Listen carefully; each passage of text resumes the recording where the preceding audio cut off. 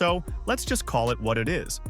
The 2026 WNBA season is officially on life support. Not in a things are tense but we'll figure it out kind of way. No, this thing is done. And the wild part? Everyone's obsessing over the deadline, but that's not even the real story. The truth hiding underneath all this contract drama is way more sinister. And once you see it, you'll understand why some powerful people actually want the season to collapse. Sounds crazy, right? But hang tight, because the deeper we go, the uglier it gets. Time to face reality, guys. It is time to face reality. 2026 WNBA season is cooked. It's cooked where it's cooked like Thanksgiving food. It's all cooked. It is over. It's done. Finito. There will be no 2026 WNBA season. We're now just 2 days away from the October 31st cutoff, and still no extension signed. What's worse, the last time the WNBA went through collective bargaining negotiations, they sealed the deal 3 days before the deadline. We're already past that point, and all we're getting from both sides is crickets. The Players Association is digging in. The league office, scrambling behind closed doors like a fire drill they weren't prepared for. Do you think the WNBA will survive if and when the 2026 season gets canceled? Let us know down in the comments below. No extension agreed on, no negotiation movement. The 2026 season is cooked, and we have articles stating it here. It is over. They're not even getting an extension done. This is ridiculous, and I feel like there's some ulterior motive stuff going on with Unrivaled and a bunch of other nonsense that is stopping the WNBA 2026 season. And while all this chaos unfolds, fans are losing their minds, especially the millions who tuned in last season just to watch Caitlin Clark rewrite basketball history. Think about it. The ratings exploded, ticket sales shattered every previous record, and Fever merch sold out faster than a Taylor Swift tour drop. Clark was the show.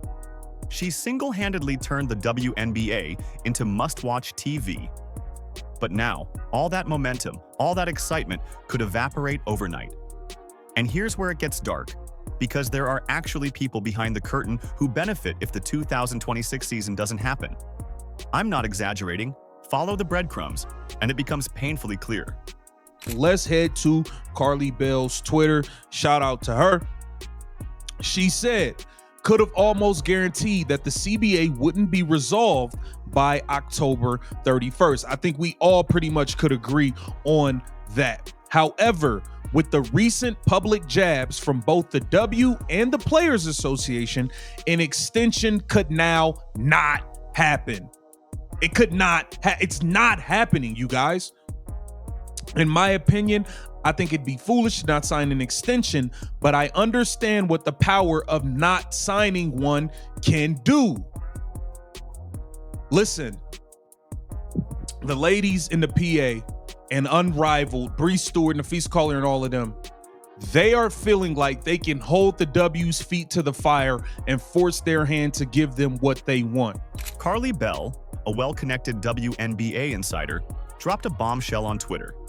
She said everyone already expected the CBA talks to miss the October 31st deadline. But then she slipped in one line that changes everything. The extension might not happen at all due to recent public jabs translation. Things have gotten personal. Because right before negotiations went off the rails, the WNBA Players Association mocked NBA Commissioner Adam Silver on social media. Yes, the same Adam Silver who controls most of the WNBA's funding. When you publicly humiliate the man signing your checks, what exactly do you expect to happen next? But that's just the surface. Carly's tweet mentioned something else, something about the power of not signing the extension. And that's where everything starts clicking into place. What power could possibly come from not playing basketball? None. Unless you follow the money. Enter Unrivaled, the shiny new 3-on-3 league that's been popping up everywhere lately. It's led by none other than Breanna Stewart and Nafisa Collier, two WNBA stars, both vice presidents of the Players Association, and, conveniently, co-founders of this rival league. Talk about a walking conflict of interest, and the timing? Impossible to ignore. The second WNBA talks start falling apart. Unrivaled starts heating up. Investors are pouring in millions. Players are signing contracts left and right. And if the WNBA season collapses in 2026, Unrivaled suddenly becomes the only game in town.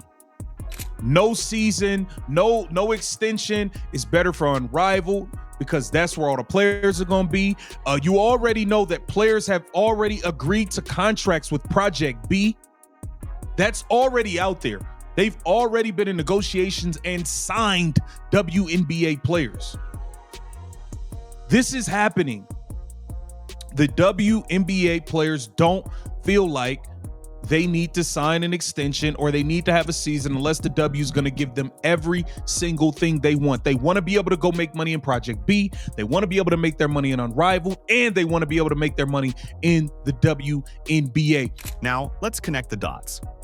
The players want to make money from 3 different sources: the WNBA, Unrivaled, and another up-and-coming international project called Project B, rumored to have massive Saudi backing. That's 3 separate leagues, 3 potential paychecks. But there's one problem. All of them operate during overlapping months. So, what's the easiest way to make sure they can have it all? Simple. Burn the WNBA calendar to the ground. Cancel the season, force the league's hand, and corner the owners into letting players bounce freely between leagues. It's not about solidarity anymore, it's about leverage. The players are betting that if they make things chaotic enough, the WNBA will eventually cave. It's corporate warfare disguised as a labor dispute. And yet, there's another bomb ticking quietly in the background: the federal gambling investigation. Yep, while this chaos is unfolding, the NBA is facing one of the biggest betting scandals in years. Multiple probes, federal oversight, the whole circus. We watched the Players Association troll Adam Silver on Instagram, and then we saw the NBA get hit with a crazy gambling thing that's trickling down into the WNBA. Now the WNBA injury reporting being investigated. All of these things are happening. Adam Silver has a meeting with the feds on the 31st. You think an extension or a deal with the WNBA is about to be signed on the 31st? Come on, let's be serious here. Let's be serious here. The NBA is the real moneymaker. He needs to get that resolved with the feds first. Not being worried. He's not worried about what is happening with the WNBA and these ladies right now. Adam Silver, the NBA commissioner who also oversees the WNBA's finances, has a meeting with investigators on October 31st, the exact same day as the WNBA's CBA deadline. Do you think that's a coincidence? Please. If you're Silver and you've got billion-dollar NBA issues colliding with a league that still loses money every year, where's your focus going? It's not even a question. The NBA prints $10 billion annually. The WNBA scrapes by with around $200 million. If you're deciding which fire to put out, the math solves itself. And the players see that weakness. They know Silver's distracted. They know the league's vulnerable, so they're pressing harder than ever. They're treating this like a power vacuum, and they might actually win. But in the middle of all this political theater, one player is being used like a pawn, and she's the only one who actually elevated the league to this level in the first place: Caitlin Clark. And it's funny, Nafisa Collier is conveniently name-dropping Caitlin Clark now. Every 30 seconds, she's saying this girl name. Every 30 seconds. She can't sneeze without Caitlin Clark. She can't sneeze without Caitlin Clark name coming out her mouth. All for her own personal gain and benefit. Not because she cares about Caitlin at all. Let's be clear. She had nothing to say about Caitlin Clark being targeted for the last 2 years. Nothing to say about it. Now you're conveniently talking about conversations with Kathy Engelbert that we don't know if they happened or not. Caitlin's name is suddenly everywhere, but not because people are celebrating her. They're using her. Nafisa Collier, co-founder of Unrivaled and supposed leader of the Players Association, can't stop dropping Clark's name in interviews and podcasts. Every soundbite starts with Caitlin this, Caitlin that. But let's not forget the receipts. When Clark was being body-checked, elbowed, and targeted every night last season, where was all this sisterhood energy? Where were the statements about player safety? Nafisa said nothing. Complete silence. But now that Clark's global fame could bring credibility and sponsorships to her new league, suddenly she's full of praise. The hypocrisy is staggering. And to top it all off, Collier recently bragged about having private conversations with WNBA Commissioner Kathy Engelbert, talking about protecting Caitlin, honoring her impact, and supporting her journey. Touching words, right? Except none of it matches their actions, because if this strike goes through and the 2026 season gets canceled, it's Caitlin Clark's momentum that dies first. It's her fans who vanish, her progress that's stalled, and her impact that gets buried under political games. The truth is, the people shouting about protecting the league's future are the same ones quietly setting it on fire for personal gain. She called you a liar. She said you're a liar. Caitlin Clark says she never heard about this until you got on a podium and said it in front of the world. That's a little shady to me. So at the end of the day, these players feel like they have the leverage, and it's looking like there won't be a 2026 WNBA season. And I'm truly upset and disgusted by it, man. I'm disgusted by it. Caitlin Clark herself admitted she had no idea any of this was happening until Nafisa Collier publicly dropped it in an interview. Just think about that for a second. Someone claims they're going to bat for you in private meetings with the commissioner, but they never once tell you about it, especially because Clark and Collier share the same agent. Instead, they go on stage, say your name, and paint themselves as your defender to the world. That's not advocacy. That's manipulation 101. It's all about optics. You latch onto the biggest star in the game, act like you're protecting them, and soak up all the goodwill that comes with it, without actually lifting a finger. It's cunning, it's calculated, and it's completely self-serving. They're using Caitlin's name like currency, clout disguised as compassion. Meanwhile, Caitlin's sitting there just trying to hoop. She's grinding, training, preparing for her third season, only to watch her career get hijacked by people playing power games over her head. She didn't sign up to be the centerpiece of a political tug-of-war. She didn't ask to be the face of the league or the bait in a negotiation battle. But here she is, her future, her prime, her legacy, all hanging in the balance because a few people can't stop chasing headlines and side deals. Now, let's talk about what happens if October 31st comes and goes with no deal. What happens if there's no deal by October 31st? There are two paths forward if there's no deal in place by October 31st, an extension of the deadline or a work stoppage. A temporary extension of the deadline to allow the two sides to continue discussing unimpeded is the most likely initial outcome. While I hope we make October 31st deadline, and that is a real deadline, from that perspective, we have extended deadlines in the past, Engelbert said during pre-WNBA Finals press conference. But the fact of the matter is, you guys, when it comes to these extensions, they only sign an extension when both sides agree that they are mutually coming to an agreement in the near future. There are two roads ahead, one that could save the league and another that could burn it to the ground. Path 1, an extension. That's what everyone's hoping for, right? It's the same thing that happened last time. The players and the league agree to keep talking, push the deadline back, and act like they're making progress. It sounds diplomatic. It sounds hopeful. But extensions don't happen because people are calm. They happen because both sides actually believe a deal is close. You don't delay a fight unless you think peace is possible. Now, do we see any sign of that right now? Any mutual goodwill? Any shared optimism? Not even close. In fact, the two sides are further apart than ever. Players are openly calling out the league, saying their concerns are ignored and their ideas dismissed. The WNBA front office, on the other hand, is accusing the Players Association of flat-out lying, of using social media to manipulate fans and twist the narrative. That's not how deals get done. That's how wars start. So yeah, that first path, it's looking dead on arrival. They are starting to have, alignment on a future deal. We don't see any of that. There's none of that. The player, we've heard Satu, all of these players come out and say, oh, it's like they're not even listening to us. It's like in one ear and out the other. They're not taking us serious.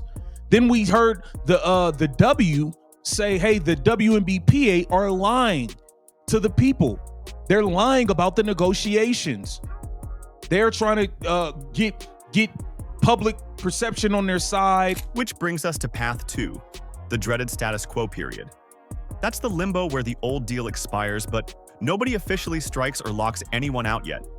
It's like a relationship that's already over, but neither side wants to say it out loud. Everyone pretends things are fine until they're not. Because once that limbo drags on long enough, someone eventually breaks. Either the owners call for a lockout, barring players from stepping foot on the court, or the players go nuclear with a strike. And guess what? The stage is already being set. The league's pulling in political muscle, big names, even rumored future governors, to put pressure on the players' side. The message is clear. If a strike happens, it's not the league's fault. It's the players being unreasonable. Classic PR spin. But the players aren't blinking. They're confident. Maybe too confident. And that's when it all comes back to the money. Follow it, and everything starts making sense. Napheesa Collier has already secured millions in funding for Unrivaled. Investors are locked in.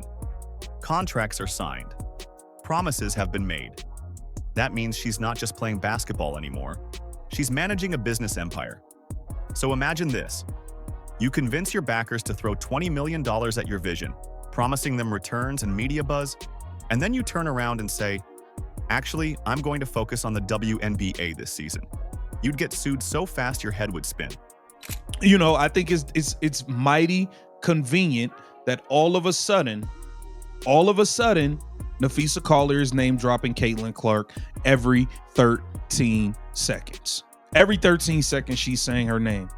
And this is all to push Unrivaled. They want to be able, she's collected so much money from these people investing in Unrivaled. How could she then turn to them and say, hey, we can't have Unrivaled anymore?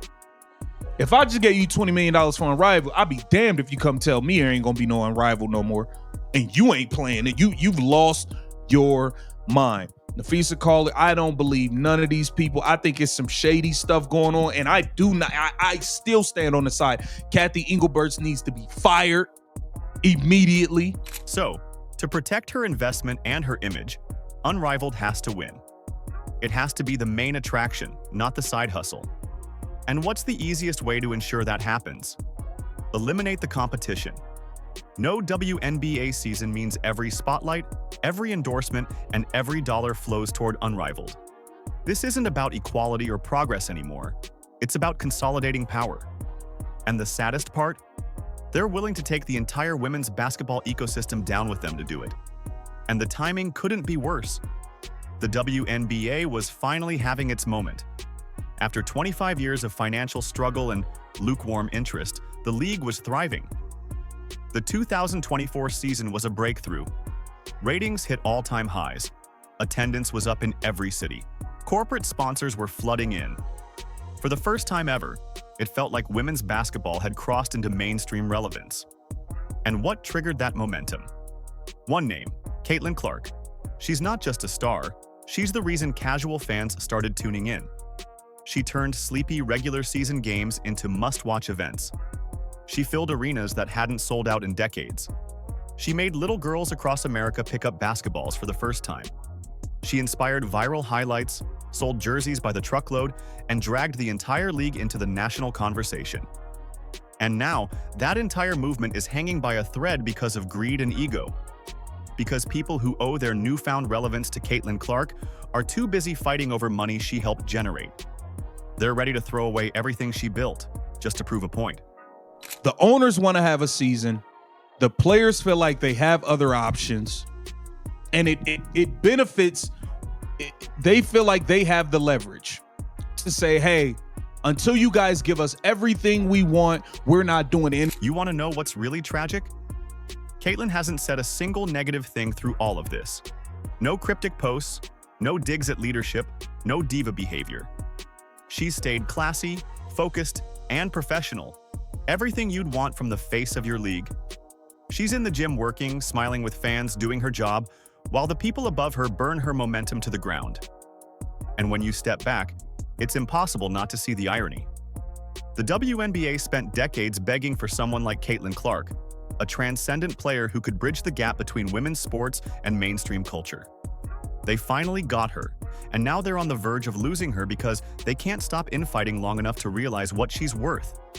This isn't just a labor dispute, it's an identity crisis. The league is about to find out whether it's strong enough to survive without the one player who made it relevant again. Because if the 2026 season doesn't happen, it's not just games that disappear. It's momentum, sponsorships, broadcast deals, and trust. The casual fans who showed up for Caitlin aren't sticking around to watch boardroom politics. They'll walk. And once they're gone, good luck ever getting them back. I still stand there, but I believe there's some low down dirty stuff going on. And unfortunately, it is going to affect Caitlin Clark in the 2026 WNBA season because they are not going to come to an agreement on extending the deadline. It is good as done. Even now, people are calling for Commissioner Kathy Engelbert's head. And honestly, they have a point. Engelbert had one job: protect the league's stability and build on its newfound success. Instead, she let it descend into chaos. The WNBA spent 2 decades fighting for visibility, and just when the world finally started paying attention, Engelbert and her players' union are fumbling the biggest moment in women's sports history. And here's the reality: the players' leverage that they're so proud of, the funding, the new leagues, the international offers, that leverage only exists because of Caitlin Clark. None of these sponsors, investors, or TV networks cared before she showed up. The only reason Unrivaled got funded, the only reason Project B got coverage, the only reason women's basketball became a market worth fighting over, is because Caitlin Clark turned it into one. And now, if she doesn't play in 2026, all that attention will dry up. Those investors will move on to the next trend. The casual fans will find something else to watch, and the so-called power players of the WNBA will be left standing in an empty gym, wondering how they managed to destroy the very thing they claim to be fighting for. That's the heartbreaking truth. Caitlin Clark built the fire. The WNBA lit the match. And unless someone steps up fast, they're about to burn the whole thing down. Do you think the WNBA will survive if and when the 2026 season gets canceled? Let us know down in the comments below. Like, subscribe, and turn on all notifications so you never miss out. Click the video on the screen, and we will see you in the next one.